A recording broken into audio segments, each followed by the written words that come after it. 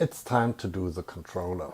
And yeah, I already did somehow the keypad and yeah, card link.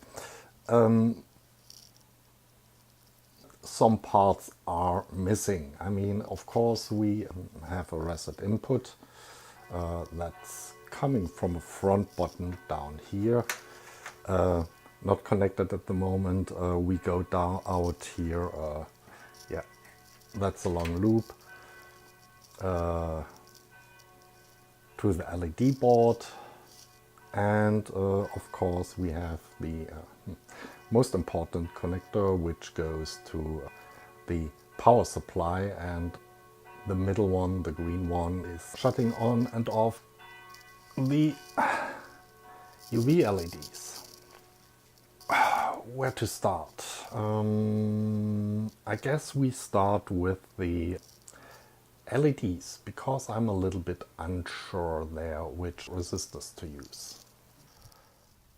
Yeah, and I have already an idea how the whole thing should look in the end, but let's first concentrate on the connector with common cathode to the LED board, and I replaced the LEDs, the original LEDs on the board, because I think either they were not very good in the first place, or I cooked them off while turning them around, making the board common cathode.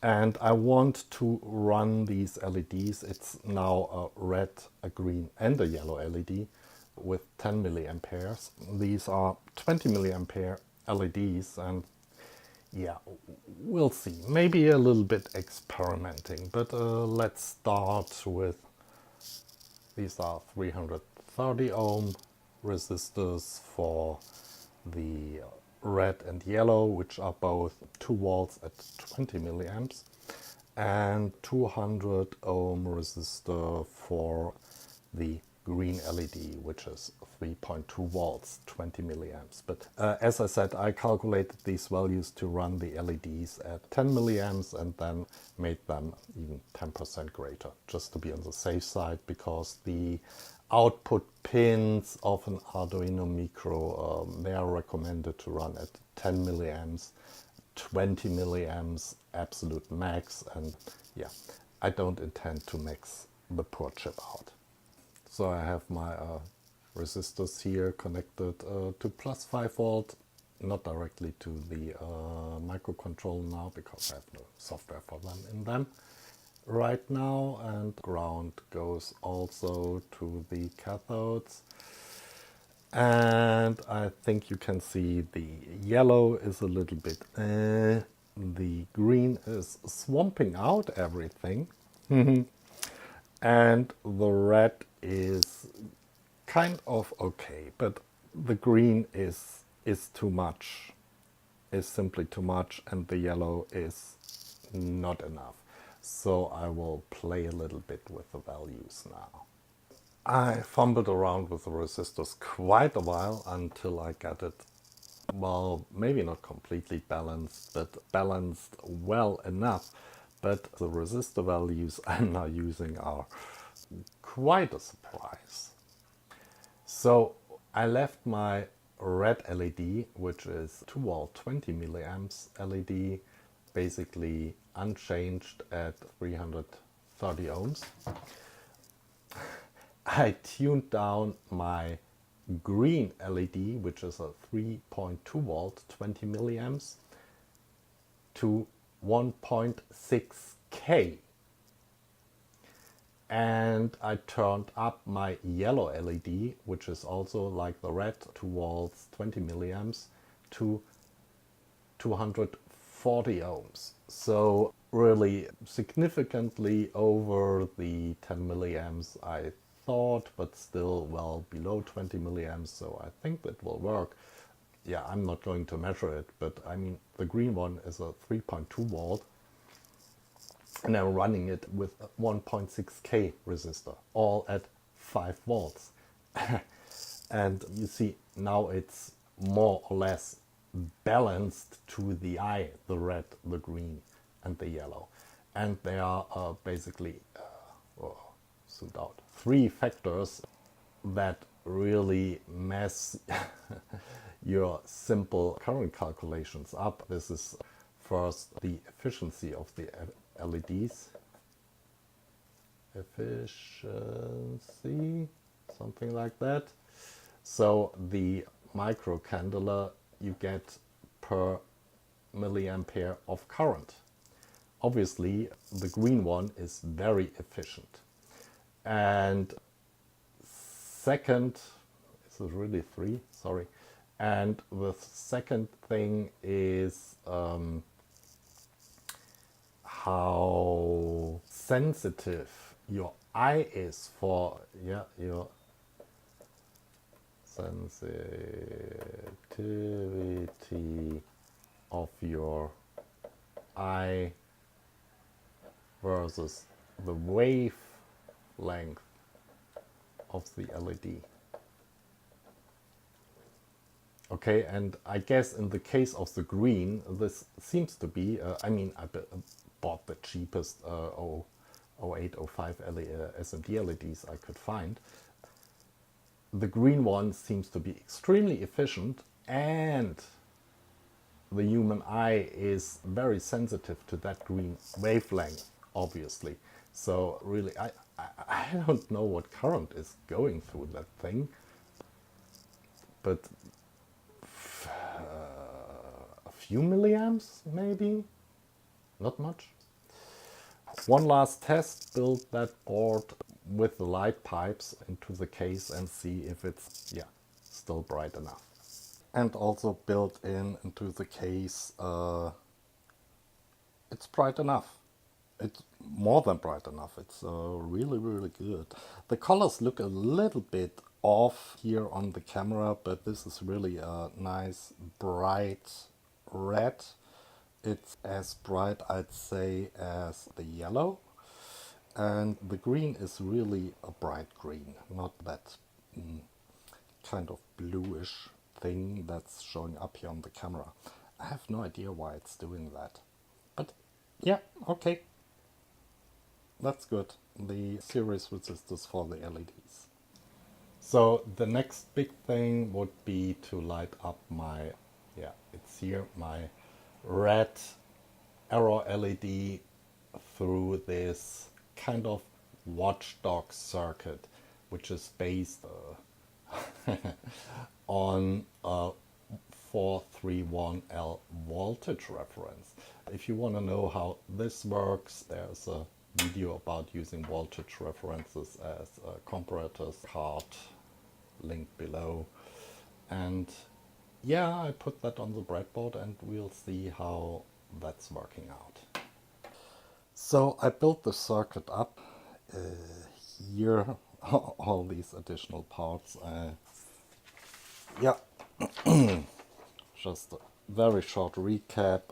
So my A5 will be used as a digital out and should give square wave, or at least some regular signal through the 47K, which will limit it to worst case 1 milliamp through an AC coupling 100 nano capacitor, and will in regular intervals charge up that 10 nano capacitor. And my AC coupling here will be discharged when this goes low through this diode. As I said, I already put in a card and a link. And as long as the voltage here is high, my voltage reference will short out the current through my red arrow LED. And as soon as this is no longer charged via A5, this will clamp up at some point and the current is flowing through the red arrow LED. And currently, of course, the red arrow LED is lit up because I have to program that in the software of the controller, which I will do now. So I uploaded the slightly changed software to the Arduino, and you see now the arrow LED is off as long as my, I think it's the A5 pin, continuously produces some kind of square wave. And as soon as we disconnect that, the arrow LED goes on. So my Watchdog is working just fine. The only problem is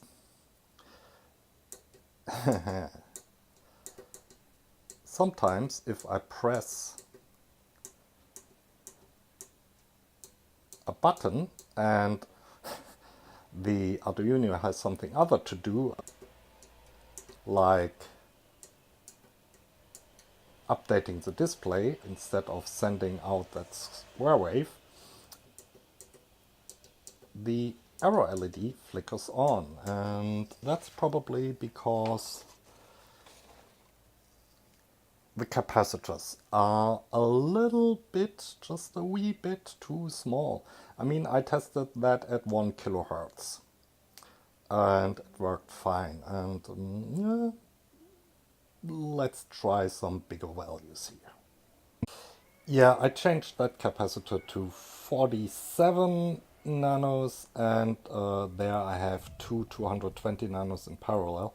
Yeah, my selection of available capacitors is a wee bit limited. So 440 nanos there, so about 4 or 5 times the original values. 1 milliampere charging current should be more than enough. Yeah, and it's working now just fine. Even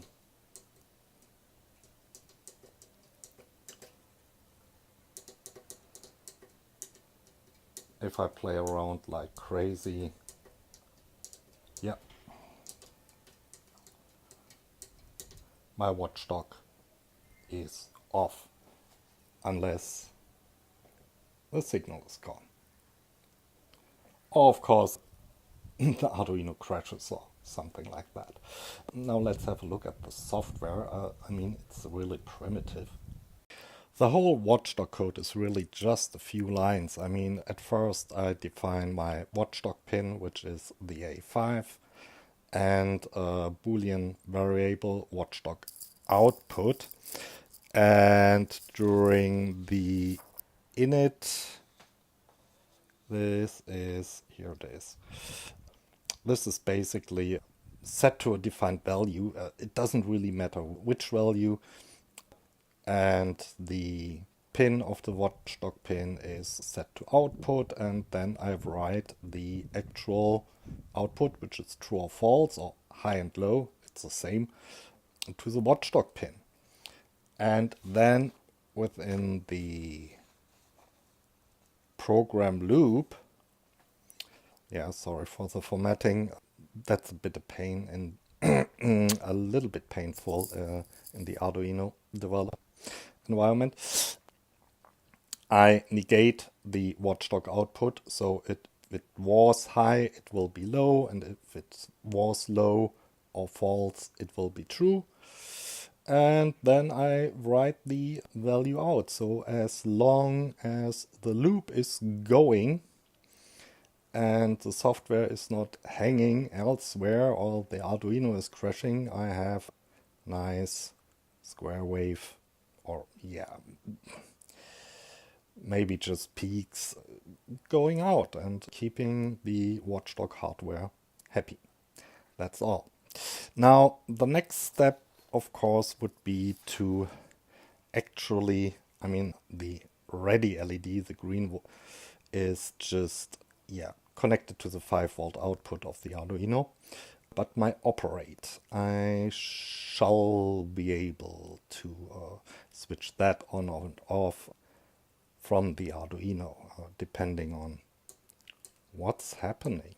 There was really not much to it. Instead of connecting the 240 ohms resistor, now 240 ohm resistor of my yellow operate LED directly to 5 volt, it's now connected to a A4, and if I did the software correct, we can now, you know, switch it on and off through the Arduino. And you see it's off like the Watchdog, and haha, there's a nice effect. If I reset the Arduino and it goes through its bootloader, the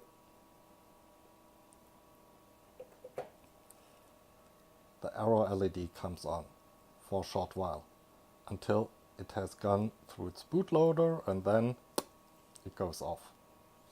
That's of course the bootloader needs some time, and so yeah. So only the run button, my green button, should switch on at the moment. Yeah, which it does, and every other button will switch it off. Wonderful.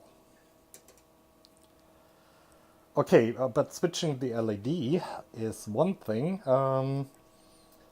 Maybe we want to switch the UV LED, the indicator LED. Maybe we want to switch the UV LEDs too. And this should be now really only 2 wires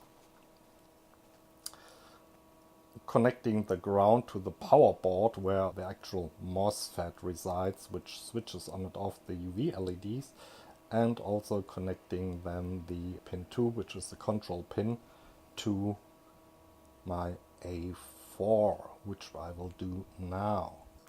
So I did just that, yeah, here the green wire, so A4 through the LED connector, and now through the connector to the power board, and of course I had also to connect the ground of the power board, otherwise it won't work.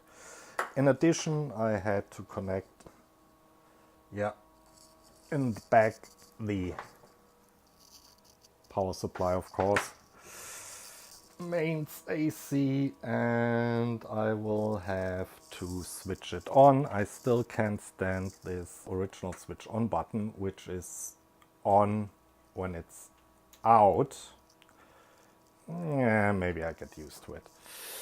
And now we should be able to switch the UV LEDs on. And off. On and off. And we are almost finished. The last and most interesting part will be to supply my Arduino no longer from the USB port, but from the internal power supply that comes from the power board connector. So that will be the next stop. And that would be my bridge from the power cable to the V-in pin, which yeah, I supply with 7.6 volts, if you want to know why, and I still have card left, card link. And now just switch that on and see, if I switch it on without anything connected to the USB, there's only a very short flash here. Yeah, but I think I like it. I like it. It shows that the LED is working. Yeah, and of course I can still switch on and off my UV LEDs. So, next step would be software. Well, actually building a timer in here and building a board to put that all on. Yeah, till then. Bye.